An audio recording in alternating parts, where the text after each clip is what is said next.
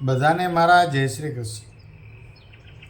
રસ્તા પર કોઈના પૈસા પડી જાય અને આપણે એને બોલાવીને પરત આપીએ ત્યારે એના ચહેરા પરના જે અહોભાવ હોય ને એ દર્શનીય હોય છે.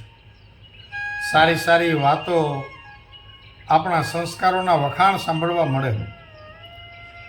પરંતુ આપણા પૈસા પડી જાય અને એમના હાથમાં આવે ત્યારે એટલી ઝડપથી ગજવામાં સરકાવી દે કે બીજા ગજવાને પણ ખબર ના પડે.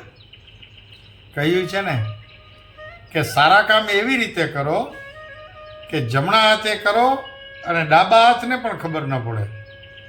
તો મને વિચાર આવે કે સુસંસ્કારની એમને પણ ખબર તો છે જ ને, કે પછી માત્ર બીજાને જ લાગુ પડતા નિયમની જેમ એને મગજમાં સેટ કરેલા છે.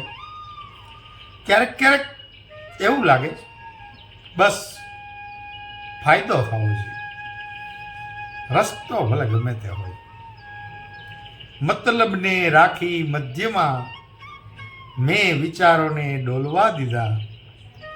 ફાયદો થાય જે બાજુ એ દિશામાં ચાલવા દીધા. તું શું છે કે હું શું છું કશી ખબર નથી.